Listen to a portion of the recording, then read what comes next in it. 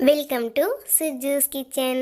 இன்றைக்கி நம்ம ரொம்ப டேஸ்டியான அசத்தலான பிரேக்ஃபாஸ்ட் தாங்க செய்ய போகிறோம். இட்லி மாவு தோசை மாவு இல்லை அப்படின்னா ஒரு கப் கோதுமை மாவு மட்டும் வச்சு ரொம்ப டேஸ்டியான அசத்தலான இந்த பிரேக்ஃபாஸ்ட் உடனடியாக உங்கள் குழந்தைங்களும் செஞ்சு கொடுங்க. ரொம்ப ஜாலியாக சாப்பிடுவாங்க.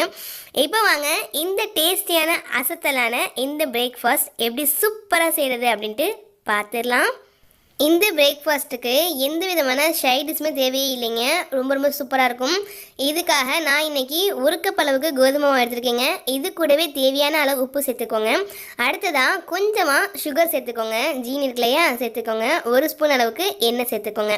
சேர்த்துட்டு நல்லா கலந்து விட்டுருங்க. நல்லா உப்பு எல்லாம் மிக்ஸ் ஆகிற அளவுக்கு கலந்து விட்டுட்டு நல்லா கலந்து விட்டுட்டு நல்லா சப்பாத்தி மாவு பதத்துக்கு பிசைஞ்சு எடுத்துக்கோங்க. தண்ணி கொஞ்சமாக ஊற்றி பிசைஞ்சிக்கோங்க. நீங்கள் எல்லாத்தையும் ஒரு தடவை ஊற்றிட்டீங்கன்னாக்கா உங்களுக்கு சப்பாத்தி மாவு மாதிரி வராதுங்க, தோசை மாவு மாதிரி வந்துடும். அதனால் கொஞ்சமாக ஊற்றி இந்த மாதிரி பிசைஞ்சு எடுத்துக்கோங்க. அவ்வளோதான், நமக்கு நல்லா சாஃப்டான மாவு சூப்பராக தயாராகிடுச்சு. இது நம்ம ஊற வச்சிடலாம். எவ்வளோ நேரம் ஊற வைக்கணும் அப்படின்னா, நம்ம அடுத்ததாக இதுக்கான உள்ளடை இருக்கு இல்லையா, அது ப்ரிப்பேர் பண்ண போகிறோம். அது நம்ம ப்ரிப்பேர் பண்ணுற வரைக்கும் ஒரு நாளே போதுமானது. அதுக்கு மேலே ஊற வைக்க வேண்டாம். பாருங்கள், மாவு நமக்கு எப்படி அழகாக சாஃப்டாக ரெடியாக இருக்குது அப்படின்ட்டு. ரொம்ப சாஃப்டாக இருக்கு இல்லையா. இது நம்ம அப்படியே ஊற வச்சிடலாங்க. நம்ம சேனலில் ஆல்ரெடி நல்ல சாஃப்டான சப்பாத்திக்கு மாவே பிசையாமல் எப்படி சூப்பராக செய்கிறது அப்படின்னு வீடியோ அப்லோட் பண்ணியிருக்கேன். நீங்கள் இன்னும் பார்க்கல அப்படின்னா டிஸ்கிரிப்ஷன் லிங்க் தரேன், மறக்காமல் பார்த்து தெரிஞ்சுக்கோங்க. இந்த நம்ம எடுத்துக்கக்கூடிய ஒரு கப் அளவுக்கு கோதுமை மாவுக்கு ஒரு கப் அளவு வெங்காயம் எடுத்துக்கோங்க. பல்லாரி வெங்காயத்தை இந்த மாதிரி நைஸாக கட் பண்ணி வச்சுருக்கீங்க, அதை சேர்த்துக்கோங்க. நம்ம சீக்கிரத்துக்கு முன்னாடி ஒரு பிடி அளவுக்கு வெங்காயம் மட்டும் எடுத்து தனியாக வச்சுக்கோங்க. அது நான் எதுக்குன்னு அப்புறம் சொல்கிறேன். இது கூட கொஞ்சமாக உப்புத்தூளும் மஞ்சள் தூளும் சேர்த்து நல்லா இந்த மாதிரி மிக்ஸ் பண்ணி ஒரு 10 நிமிஷம் அப்படியே விட்டுருங்க. 10 நிமிஷம் கழிச்சு பார்க்கலாம் எப்படி இருக்குன்ட்டு. இப்போ பாருங்கள், 10 நிமிஷம் ஆயிடுச்சு. நமக்கு நல்ல வெங்காயம் சூப்பராக ஊறிடுச்சு. இப்போ இந்த வெங்காயத்தை எடுத்து இந்த மாதிரி பிழிஞ்சிங்கன்னா அது சாறு வரும். இது அந்த வெங்காயத்துடைய தண்ணி தாங்க. இது வேறு ஒன்றுமே கிடையாது. இது நம்ம நல்லா பிழிஞ்சிட்டு கடாயில் எண்ணெய் ஊற்றிக்கோங்க. எண்ணெய் ஊற்றிட்டு இந்த வெங்காயத்தை டேரெக்டாக சேர்த்துக்கோங்க. சேர்த்துட்டு இப்போ நல்லா நம்ம வதக்கிக்கலாம். வெங்காயத்தை இந்த மாதிரி கிண்டிட்டு இருக்கும்போது என்ன செய்யுங்கன்னா, ஒரு 1/4 ஸ்பூன் மட்டும் இஞ்சி பூண்டு விழுது சேர்த்துக்கோங்க. நல்ல ஃப்ளேவர் சூப்பராக இருக்கும். அதுக்காக தான் நல்லா இந்த மாதிரி கலந்து விட்டுட்டு ஒரு நிமிஷம் கலந்து விட்டுக்கோங்க. கலந்து விட்டுட்டு இப்போ இதை நம்ம எடுத்துடலாங்க. வேறொரு பிளேட்டில் மாற்றிக்கோங்க. மாற்றிட்டு இதே கடாயில் நம்ம அடுத்ததாக கொஞ்சமாக எண்ணெய் ஊற்றிக்க போகிறோம். கொஞ்சமாக எண்ணெய் ஊற்றிட்டு வெங்காயம் சேர்த்துக்கோங்க. ஒரே ஒரு ஸ்பூன் மட்டும் எண்ணெய் சேர்த்துட்டா போதும். சேர்த்துட்டு நம்ம ஆல்ரெடி கொஞ்சம் வெங்காயம் எடுத்து வச்சுருக்கோமே, அந்த வெங்காயத்தை இதில் சேர்த்துக்கோங்க. சேர்த்துட்டு நல்லா வதங்கட்டும். இந்த அளவுக்கு வதங்கினதோட என்ன செய்றீங்கன்னா, தக்காளி சேர்த்து ஒரு அரை தக்காளி சேர்த்தா போதுமானது. தக்காளி பழத்தை நல்லா சின்னதாக கட் பண்ணி சேர்த்துக்கோங்க. இது கூடவே கொஞ்சம் உப்பு சேர்த்துக்கோங்க. உப்பு சேர்த்து நல்லா கலரி விட்டுக்கோங்க. அப்போ நல்லா வெங்காயம் தக்காளி சீக்கிரம் வதையும் கிடைக்கும் இல்லையா, அதுக்காக தாங்க. இப்போ நம்மளால கலந்து விட்டுட்டோம். இது கூட ஒரே ஒரு பச்சை மிளகாவை இந்த மாதிரி நல்லா ஸ்லைஸாக கட் பண்ணியிருக்கீங்க, அதையும் சேர்த்துக்கோங்க. சேர்த்துட்டு கொஞ்சமாக ஒரு அரை ஸ்பூன் அளவுக்கு இஞ்சி பூண்டு சேர்த்துக்கோங்க. சேர்த்து நல்லா கலந்து விட்டுக்கோங்க. இஞ்சி பூண்டில் பச்சை வாடை போன பிறகு இதில் 1/4 ஸ்பூன் மஞ்சள் தூளும் அரை ஸ்பூன் மிளகாய் தூளும் சேர்த்துக்கோங்க. அதாவது உங்கள் காரத்துக்கு தேவையானாலும் சேர்த்துக்கோங்க. நல்லா கலந்து விட்டுட்டு இது கூட ஒரே ஒரு முட்டை மட்டும் எடுத்துருக்கீங்க, அதை நல்லா சேர்த்துட்டு நல்லா கலந்து விட்டுக்கோங்க. அவ்வளோதான். இப்போ நமக்கு இது சூப்பராக தயாராகிட்டு இருக்குது. இப்போ நல்லா முட்டை வேகட்டும். முட்டை வெந்த பிறகு இதை அப்படியே சாப்பிட்லாம். ரொம்ப சுவையாக இருக்கும். ஆனால் நம்ம இதை உள்ளடமாக தான் ரெடி பண்ணிகிட்ருக்கோம். அதனால் நம்ம என்ன செய்ய போகிறோம்னா, இதில் வதக்கி வச்சுருக்க வெங்காயம் இருக்குல்ல, அதை உள்ளே சேர்த்துக்கலாங்க. சேர்த்துட்டு நல்லா கலந்து விட்டுக்கோங்க. ஒரு தடவை நல்லா கலந்து விட்டுட்டு கொஞ்சமாக மல்லி இலையை தூவி இறக்குனீங்கன்னாக்கா ரொம்ப அருமையான சுவையில் இருக்கும். இதை நீங்கள் சாதத்துக்கு கூட சைட் டிஷ்ஷாக வச்சு சாப்பிட்லாம். ரொம்ப சூப்பராக இருக்கும். இல்லை நீங்கள் சப்பாத்தியில் கூட சைட் டிஷ்ஷாக சாப்பிட்லாங்க, அதுவுமே ரொம்ப டேஸ்ட்டாக இருக்கும்.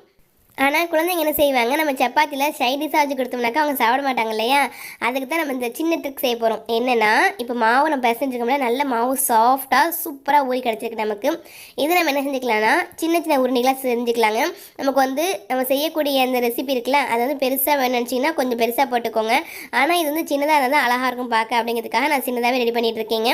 இது நல்லா இந்த மாதிரி உருட்டிக்கோங்க. மாவை அழகாக நம்ம லெவல் பண்ணி வச்சுக்கலாம். அவ்வளோதான். இப்போ நம்ம அழகாக உருண்டை போட்டு சூப்பராக மாவு ரெடி பண்ணிட்டோம் இல்லையா. இப்போ என்ன செய்றீங்க, இதை இந்த மாதிரி உங்கள் கைகளாலே தட்டிக்கோங்க. உங்கள் கைகளால் தட்ட முடியல அப்படின்னாக்கா நீங்கள் சப்பாத்தி கட்டை கூட இந்த மாதிரி ரவுண்டாக வளர்த்துக்கலாங்க. அது உங்கள் விருப்பம் தான்.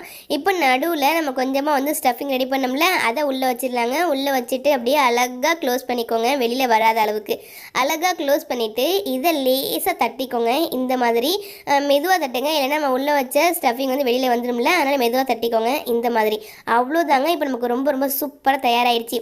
இப்போ நம்ம அடுத்ததான் இதே போல் எல்லா உருண்டைகளையும் நம்ம ரெடி பண்ணி வச்சிடலாங்க. எனக்கு நான் எடுத்துக்கக்கூடிய ஒரு கப் அளவு மாவுக்கு எனக்கு 8 உருண்டைகள் கிடச்சிதுங்க. அவ்வளோதான். இப்போ நம்ம அடுத்த உருண்டை எடுத்துருக்கோம். அதை லேசாக இந்த மாதிரி அழகாக மெல்லிசாக தட்டிக்கோங்க. இப்போது இந்த மாதிரி தட்டிட்டு இதை நம்ம கையில் எடுத்துடலாங்க. எடுத்துட்டு இது உள்ளே நம்ம என்ன செய்ய போகிறோம்னா ஸ்டஃபிங் வச்சுக்க போகிறோம். நம்ம ரெடி பண்ணி வச்சுக்க ஸ்டஃபிங் இருக்குல்ல, அதை இந்த மாதிரி உள்ளே வச்சுக்கோங்க. உள்ளே வச்சுட்டு அடுத்ததாக முதல்ல நம்ம எப்படி க்ளோஸ் பண்ணமோ அதே போல் க்ளோஸ் பண்ணிவிட்டு நம்ம அந்த மாதிரி தட்டி வச்சுக்கலாங்க. அவ்வளோதான். இதே போல் நான் எல்லா மாவையும் நான் ரெடி பண்ணி முடிச்சுட்டு உங்களுக்கு காமிக்கிறேன் எப்படி வந்திருக்குதுன்னு பாருங்கள். இந்த ரெசிபி கொஞ்சம் வித்தியாசமாக இருக்கிறதுனால உங்கள் குழந்தைங்க ரொம்பவே ஆர்வமாகவும் ஜாலியாகவும் சாப்பிடுவாங்க. இந்த மாதிரி புதுமையான ரெசிபி எல்லாத்தையும் நம்ம சேனலில் அப்லோட் பண்ண உடனே நீங்கள் பார்க்கணுன்னு நினச்சிங்கன்னா நம்ம வீடியோக்கு கீழே பாருங்கள், ரெட் கலர் பட்டன் இருக்கும், அதை கிளிக் பண்ணி வச்சுக்கோங்க. பக்கத்துலேயே பெல் ஐக்கான் வரும், அதில் ஆல் கேட்கும், அதை கொடுத்துட்டிங்கன்னா நான் எப்போல்லாம் வீடியோஸ் அப்லோட் பண்ணுறனோ அப்போல்லாம் உங்களுக்கு நோட்டிஃபிகேஷனில் வந்துடும். இப்போ நமக்கு எல்லாமே ரொம்ப சூப்பராக தயாராகிடுச்சு. இப்போ தவா அடுப்பில் வச்சுக்கோங்க. அடுப்பில் வச்சுட்டு நல்லா தவா சூடு வந்ததோட எண்ணெய் ஊற்றிக்கோங்க. எண்ணெய் ஊற்றிட்டு எண்ணெய் சூடு வந்ததோட நம்ம ரெடி பண்ணி வச்சுருக்கோம் இல்லையா, அதை வந்து ஒன்று உள்ளே சேர்த்துக்கோங்க. இந்த மாதிரி நடுவில் வச்சுக்கோங்க, வச்சு தள்ளி விட்டுங்க வரமா அந்த மாதிரி. அடுத்ததான் இன்னொன்று வச்சுக்கோங்க, அந்த எண்ணெயில் வைங்க. அப்போ தான் நல்லா அழகாக புரிஞ்சு உங்களுக்கு சூப்பராக கோல்டன் ப்ரௌன் கலர் கிடைக்கும். அதுக்காக தான். அதே போல் என்ன செய்றீங்க, எல்லாத்தையும் இந்த மாதிரி 1 by 1 வச்சுக்கோங்க. நம்ம சப்பாத்தி செய்யும் போது நம்மளாட்டி தவாவில் ஒரே ஒரு சப்பாத்தி மட்டும் தான் செய்ய முடியும். ஆனால் இந்த டிஷ் செய்யும் போது நம்மளாட்டி ஒரு 5-6 செய்ய முடியுங்க. 5-6 ஒன்றா போட்டுடலாம். இப்போ நான் 5 மட்டும் போட்டிருக்கேன். போட்டுட்டு இப்போ நான் அடுத்ததான் என்ன செய்கிறேன், இந்த மாதிரி வந்து தள்ளி விட்டுக்கலாம். இந்த மாதிரி செஞ்சுக்கோங்க. இப்படி செய்யும் போது உங்களுக்கு அழகாக ஈவனாக எல்லா பக்கமும் கோல்டன் ப்ரௌன் கலர் கிடைக்கும். உங்களுக்கு ரொம்ப ரொம்ப சூப்பராக இருக்கும். நல்ல இந்த சாப்பாடு வந்து கிறிஸ்பியாக இருக்கும், ரொம்ப ரொம்ப டேஸ்டியாக இருக்கும், நல்லா காரசாரமாக சூப்பராக இருக்கும். கண்டிப்பாக நீங்கள் ட்ரை பண்ணி பாருங்கள்.